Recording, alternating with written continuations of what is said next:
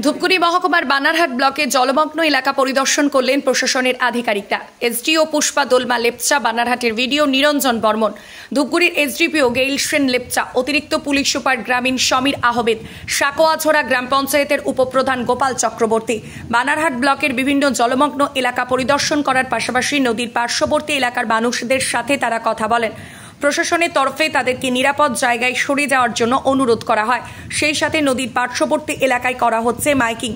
খোলা হয়েছে দুটি ত্রাণ শিবির। বানারহাটের গয়কাটার পাশাপাশি বিন্নাগুড়ি এলাকাতেও ব্যাপক ক্ষতি হয়েছে। এসএম কলোনি, নেতাজি পল্লী, সুভাষপল্লী এলাকায় হাতিনালার জল ঢুকে জলমগ্ন হয়ে পড়ে। সেই সমস্ত এলাকা পরিদর্শন করলেন প্রশাসনের আধিকারিকরা। ধূপগুড়ি মহকুমার শাসক পুষ্পা দোলমা লেপচা জানান, বিন্নাগুড়ির যে সমস্ত এলাকায় হাতিনালার জল ঢুকেছিল সেই জল নেমে গিয়েছে, তবে গয়েরকাটা এলাকায় এখনও বেশ কিছু এলাকা জলমগ্ন অবস্থায় রয়েছে। সেখানকার মানুষদের ত্রাণ শিবিরে নিয়ে যাওয়ার কাজ শুরু করেছে প্রশাসন। কোন কোন এলাকায় কি অবস্থা, বিশেষ করে ধূপগুড়ি সাব ডিভিশনে? আমরা মেনলি বানারহাট ব্লকে একটু জলটা বেড়েছে, কিন্তু এখন 10টা সময় এটা অনেক নেমে গেছে। আর এক দুইটা কলোনি আছে আমরা ভিজিট করছি। এই যে নেতাজি কলোনি হলো, এখানে একটু জল ছিল সকালে, কিন্তু এখন নেমে গেছে। তো আমরা এই যে বিভিন্ন আরও এই যে শ্মশান কলোনি আছে গয়েরকাটার ওইদিকেও আমরা ভিজিট। গয়েরকাটায় বেশ কয়েকটি পাড়া একেবারে জলমগ্ন হয়ে পড়েছে, ঘরের ভেতরে জল ঢুকেছে। হ্যাঁ, সেটাই আমরা যাচ্ছি ওখানে। আর রিলিফ শেল্টারগুলো সব এয়ারমার্ক করাই আছে, সব দিকে রিলিফ শেল্টার আছে। আমাদের সিডিবিরা আসছে, যেখানে যেখানে জল বেড়েছে ওখানে সিডিবি আমরা পাঠাচ্ছি, সো দ্যাট লোক শিফট করতে পারে ওই রিলিফ শেল্টারগুলো।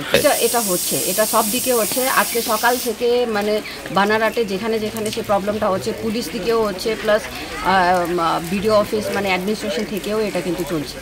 হ্যাঁ, তো কি মনে হচ্ছে যে যেভাবে বৃষ্টি হচ্ছে পরিস্থিতি কি খারাপ হবে?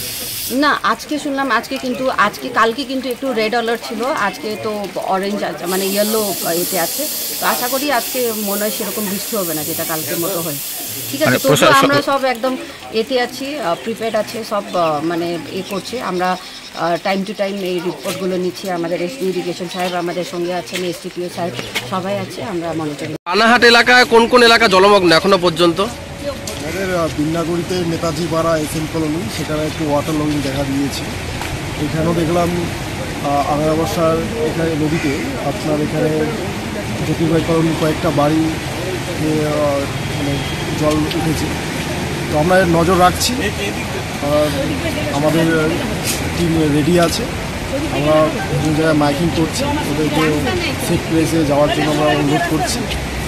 স্যার, বহু মানুষ তো জলবন্দী হয়ে পড়েছে, অনেকে রান্নাঘরেও জল ঢুকে গিয়েছে, কি ব্যবস্থা করা হচ্ছে তাদের জন্য প্রশাসনের তরফে? আমাদের তরফে আমরা রিলিফ ম্যাটেরিয়ালস আমরা দেবো, এবং যাদের অসুবিধা হচ্ছে ওনাদেরকে অবশ্যই আমরা শুকনো খাবার ডিস্ট্রিবিউট করবো।